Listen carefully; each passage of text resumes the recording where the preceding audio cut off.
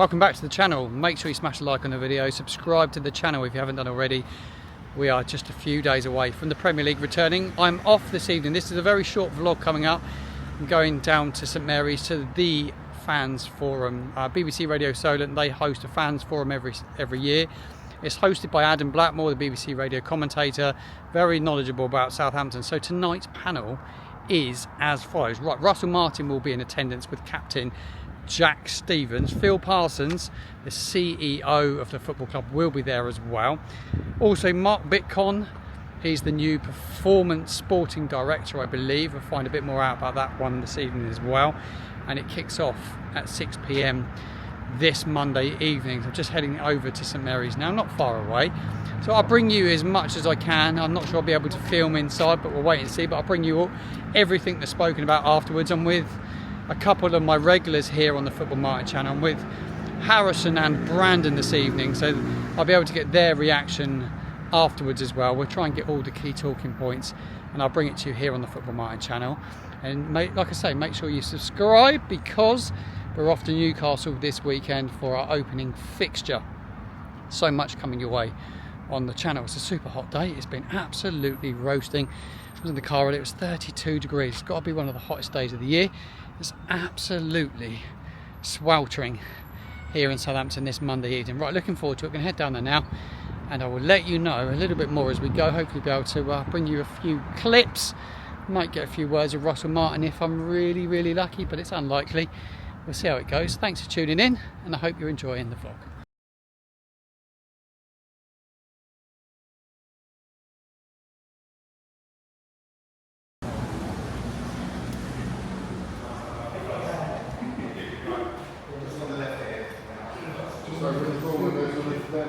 Hi mate. How's it going? Just with that on the left.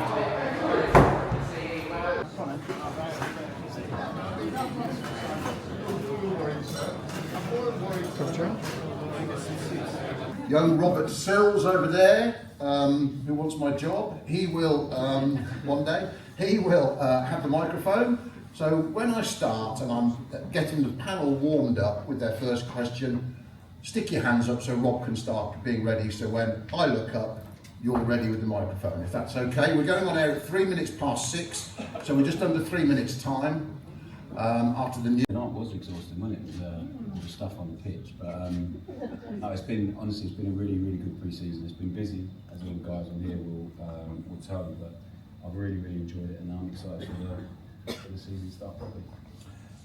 Jack Stevens, welcome again to the forum. Lovely to have you there. And as somebody who's known you a very long time, can I say how pleasing it was to see someone whose heart is in the club lifting that trophy at Wembley at the end of May.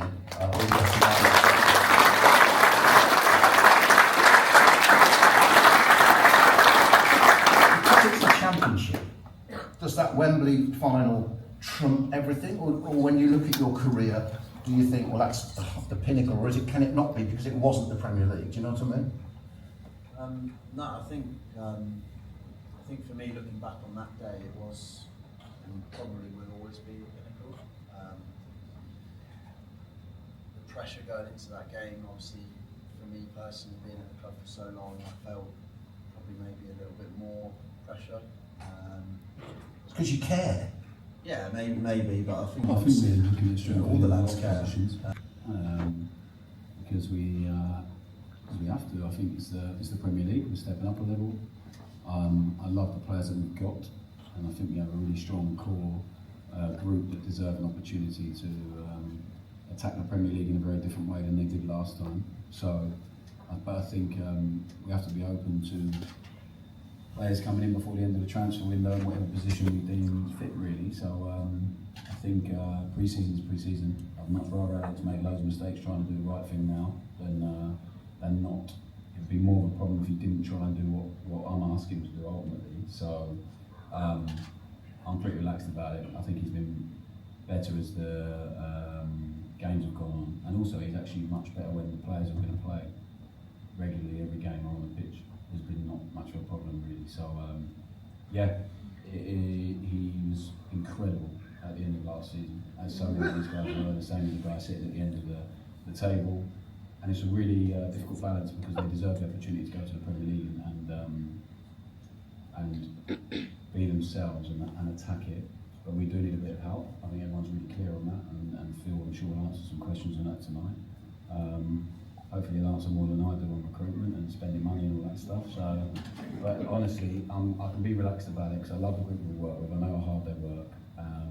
But yeah, of course, it's natural. We want to add, and we will add before the end of the window. It's just when you want good players and you're not willing to just settle for certain people in certain positions, then it just takes a bit of time. And also, we spent a lot of money on 2 guys to make them our players that were here last year. So the feeling is we haven't spent any money, we have.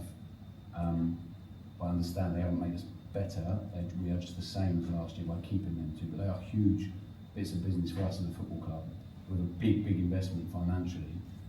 So I don't think that can be underestimated or underappreciated really. So I can sit here and genuinely be relaxed about it because I'm excited about what the group can do. I really believe in them. Quite a lot of money considering Liverpool paid £5 million for him 2 years ago, and other players you've been linked with. So, as Russell said, you spent 20 and 18 on Taylor and Flynn. How much more is in the Sport Republic transfer tank? There's about 5 questions there, so let's break it down a bit because one of the important parts is, are we competitive? I think so far we're around the 6th highest net spenders in the league. But again, it's really easy forgotten because we brought in a few players, so it's really tough to be competitive straight away because you need to get your squad to a certain standard. So we're looking across all targets. So that will include loans, that will include permanence, but it's not, when you buy a player, as I've learned coming into football, it's not as simple as, it's not Championship Manager where you press enter and you buy a player. There are so many factors in between, including will a club accept, is there a price tag on the player in the first place, will they sell him, does the agent want it to happen, do the parents want it to happen? You've got so many points that it's quite complicated. But we said a year ago actually at the Fans Forum that we need to be quite responsible at Southampton because it's not about this year, the club needs to continue. I don't want to talk to you about the complications if we didn't come up. It's probably one of the biggest goals in the history of the club, or maybe the biggest, because it's being in the Championship is so difficult with all of the financial rules and stipulating the gap. The gap is so big. But equally, when you go up, your contracts all jump. You don't just get 100 million in the bank. It doesn't happen like that. You get small chunks throughout the year. So it's about cash flow as well. When money goes in and out of the club, so it's really complex about where that happens. So Sport Republic have put in over £200 million into this club over the last couple of years. That's the first bit of money for over 10 years, by the way. So that's why we've had to become more efficient. So the owners are very bought in, but then we have financial fair play as well, so we do have to watch the rules because sometimes we need some outs before you can do some ins at the same time. So we're balancing all of that. Russell, myself, we talk every single day about moving transfers with the owners. Everybody's very well aligned. We've got a huge scouting network, and we'll do the best we can for the club. But we're not going to do that at the same time as putting ourselves in a really bad financial situation. Forum done, we're on our way out now. We didn't really learn a great deal this evening, if I'm totally honest with you. I'm with Harrison walking back, going to get his thoughts on the BBC Radio Solent Fans Forum this evening. What are your thoughts, Harrison? It was all very jovial. I thought it was quite light-hearted. There was only a few moments of seriousness, which was sort of around the prices locally around and inside the stadium on different food and drinks, and then also about discounts in stores and stuff and price of football kits, that all the standard stuff that you get from a lot of these every year. And basically the answer we got was inflation is 6%, we've put it up 6%, get on with it. That was the majority of any hard-hitting questions. All the other ones were quite light-hearted and are based around nothing really based around any of the tactics, but based around the attitude of the club and the attitude of the players and the staff. And a lot of the questions and a lot of the answers get repeated.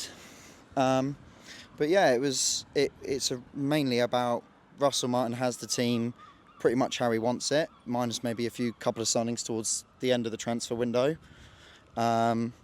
He wants the fans to back it because he knows his players are going to keep playing the way he wants them to play. And that's pretty much it. We don't really have a choice in how they're going to play.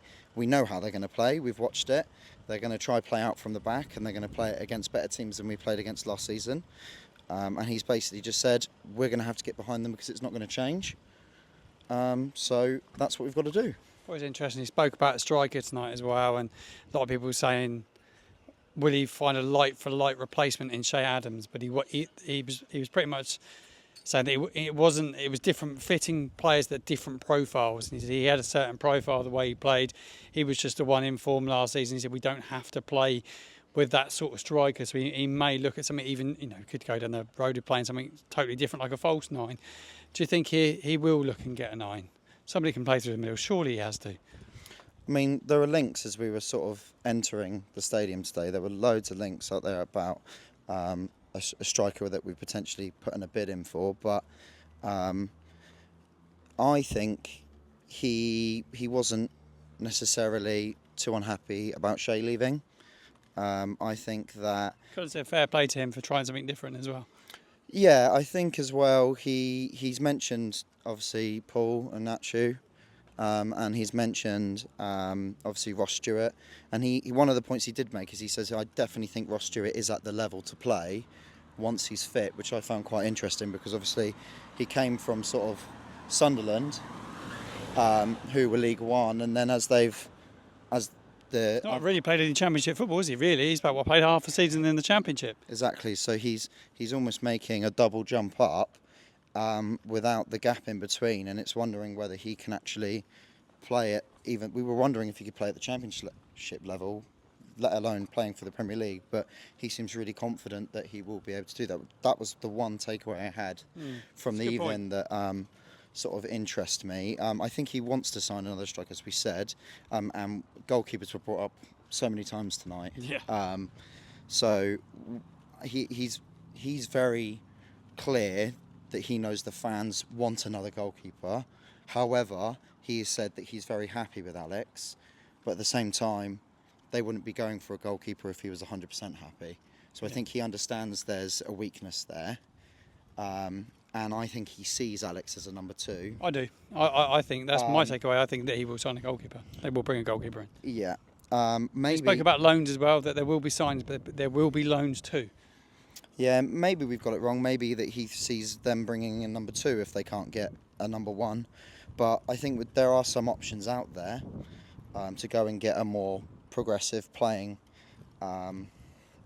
goalkeeper. And we saw in pre-season yet again Alex McCarthy having shaky moments, but Bazunu had those as well. I mean, Bazunu's statistics were awful last season. He was one of the worst in the whole of the Championship for predicted shots saved. Yeah. That he should have saved. I mean, I just think back to some of the big moments against Ipswich. I thought 2 of those goals he could have saved. Too preventable. They were too preventable. And this is the problem with the Premier League, is that's going to happen more and more. The teams are so good, you cannot give any opportunity for them to score because they will just put it away. It's so clinical, the Premier League, and that's what we need to be. We need to be clinical. We need to be the ones making and picking up on the other team's mistakes, not be the one gifting it every single time. I mean, we had a lot of times this season where we've sort of gifted wins to people, but we've had other moments where we've gone 25 games in total undefeated, broke the record. So we know that there is a bit of strength there. It's just, I feel personally, how much the manager will tweak, because he was very regimented last season. On that 25-game run, he stuck to his guns and he went with it. And eventually we got found out, and then we went through like a rebuilding stage over Easter that it felt like. And we came out of the game with Stoke, horrific last home game of the season, awful performance. And then we got to the playoffs and he changed it quite a lot at the back, I felt. I mean, he basically played 3 centre-backs, and he had Carl Walker on the right, and Ryan Fraser was basically playing as a wing-back, but very high wing-back at times, who's obviously not signed for us. I'm not sure if that's a massive Do you loss. think it's going to happen, Ryan Fraser? No one asked about him tonight. Do you think it will happen? Do you think it's a no-go now? I think And are you that bothered? I really loved him last season. He was my favourite player last season. Yeah, I really liked him. But do I know if he's Premier League level? I'm not too sure. I think a Premier League club would have signed him if he was Premier League level.